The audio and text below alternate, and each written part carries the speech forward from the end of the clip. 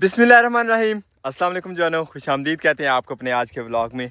हम अल्हम्दुलिल्लाह हैं अपने फार्म हाउस पे और आते ही फार्म हाउस पे सबसे पहले हम अपने खेत का विज़िट करने आए हैं। माशाल्लाह लास्ट नाइट बारिश भी हुई है और बारिश की वजह से हल्का फुल्का छिड़काव हो गया मज़ीद हमारी सब्ज़ियों में से ये सामने जो आपको नज़र आ रहा है खेत हल्का फुल्का सब्ज़ होने लग गया। यहाँ लगी हुई है माशाल्लाह तोरी।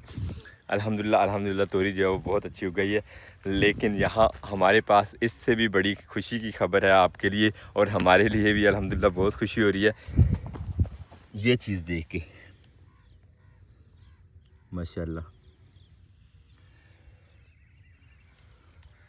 थ्रू आउट हमारे इस वाले विगे में लगी हुई है मूली की फसल और अल्हम्दुलिल्लाह सारे के सारे बीज जो है वो बहुत परफेक्टली उगे हैं, बिल्कुल टाइम से, कोई ज़रा भी देरी नहीं हुई।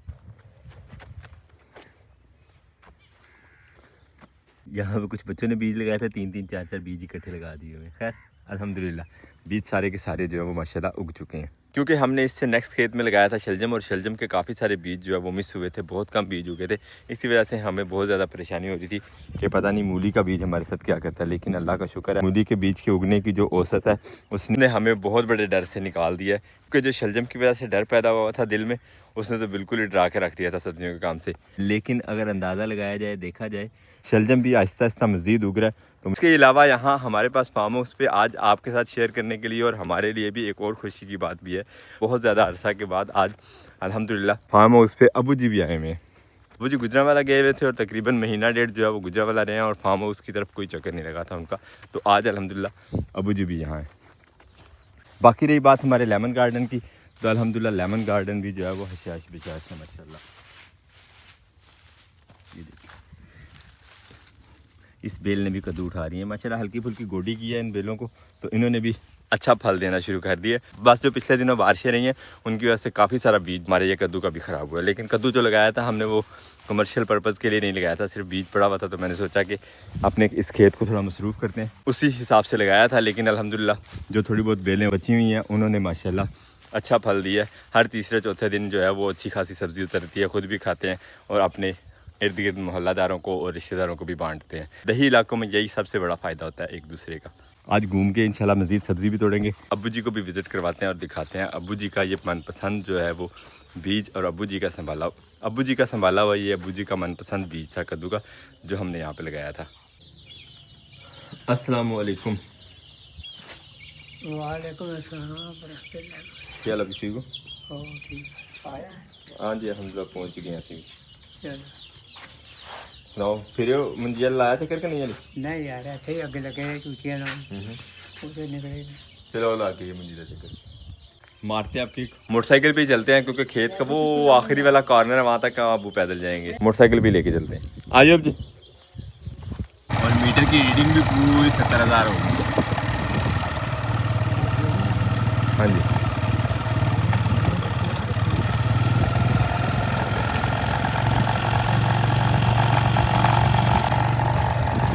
ये जी हमारी चावल की फसल माशाल्लाह। पानी आप थोड़ा खुश किया सी मैं के पानी छड्डो ए जो पर होए ना मजीद छड़िए। आहो चावल की फसल देखने आए थे तो अब्बू जी अपने हमसाया दोस्तों से भी मिलने आ गए हैं। हमसाया खेत वाले अब्बू जी के अच्छे वाकिफ़ हैं, तो अब्बू जी कह रहे हैं उनसे भी मिल ही लेते हैं। अस्सलाम वालेकुम। क्या ठीक हो?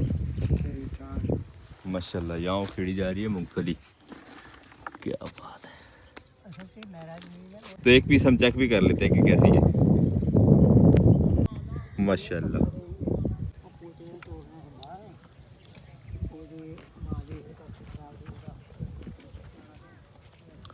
हल्का सा जायका कड़वा आता है वैसे कच्ची मूंगफली का। ਉਹ ਹੋਣਾ ਚਾਹੀਦਾ ਕੰਮ ਇਹਦੇ 'ਚ, ਉਹ ਕੰਮ ਹੋਣਾ ਚਾਹੀਦਾ ਮਿੱਟੀ ਪਾਉਣ ਵਾਲਾ ਆਹੋ। ਟੱਪ ਟੱਪ ਕਰਕੇ ਨਾ ਆਹੋ ਕੋਈ ਬੰਦਾ ਹਫਤੇ ਡੇਢ ਬਾਅਦ ਦੋ ਬਾਅਦ ਪਹਾੜੇ ਥੋੜੇ ਕੁ ਟੱਪ ਤੋਂ ਜਦੋਂ ਵਾਲੇ ਨੇ ਛੱਡ ਦਿੱਤੀ ਹੈ ਹਾਂ ਤੇ ਵਕਫੇ ਕੋਈ ਇੱਕ ਟੱਪ ਟੱਪ ਰੱਖਿਆ ਜਾਏ ਵਾਲ ਥੱਲੇ ਲੱਗ ਜਾਏ। ਹਾਂਜੀ ਕਟਾਈ ਕਰਦੇ ਨੇ ਵੱਲ ਫਿਰ ਬਹੁਤੀ ਫੈਲਦੀ ਤੇ ਉਨੀ ਫਿਰ ਬਹੁਤੀ ਲੱਗਦੀ ਹੈ ਆਇਓ आई बेरा। और ये खेत है जी पुदीने का। हम अब निकलते हैं यहाँ से वापस। अब जी कैसी है मंजी? मुझे लगा रही है पर चलो ना होने ना बेहतर अल्हम्दुलिल्लाह। अब वापस ही निकलते जंगल में से सीधे फार्म हाउस पे। अबू जी को सारे खेतों का विजिट करवा के आ गए हैं वापस। तो असद साहब कह रहे हैं जी हम पहले कमरे की सफाई कर लें, उसके बाद कोई और काम करेंगे। तो हम आ गए हैं असद साहब की हेल्प करने के लिए। सर आपको पहले खिलाया फिर बोला सफाई करते हैं। मैंने तो रिकॉर्ड किया ही नहीं ना वो खाने वाला काम। यकीन माने मैंने तकरीबन ₹1000 लगाया है सिर्फ 2 बंदों के लिए।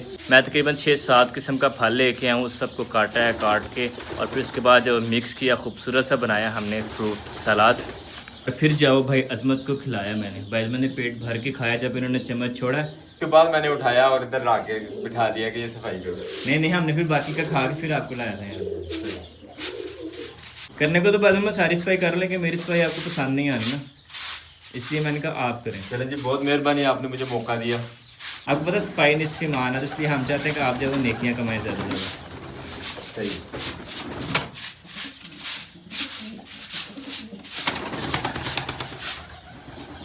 ये दरवाज़ा पूरा खोल दें। सफाई हमारी हो गई।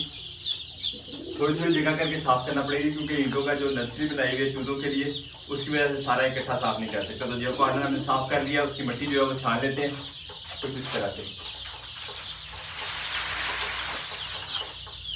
रेत अलग और ड्रॉपिंग्स अलग। ड्रॉपिंग्स को एज आ हम खाद यूज़ कर लेंगे अपने बाग वगैरह में, और रेत जो है वो दोबारा से यही बिछा देंगे।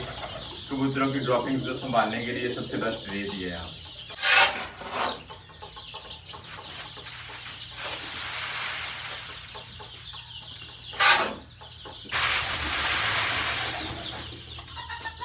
सफाई वाला काम हमने मुकम्मल कर लिया। दिन भी डलने वाला, छुट्टी का टाइम होने वाला है। तो अब जाओ ज़रा सब्ज़ी भी बहाइए दोनों। पानी है सादा। अब जाओ दोनों सब्ज़ी बहाइए ज़रा अपनी। आज बारी है कद्दू तोड़ने की। तो जो कद्दू बेलों पे लगे हुए हैं, एक तो बाग का विज़िट करवाते हैं अबू को, दूसरा कद्दू भी तोड़ लेते हैं।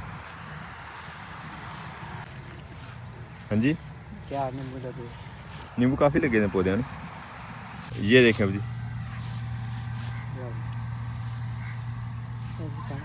तोड़ लो।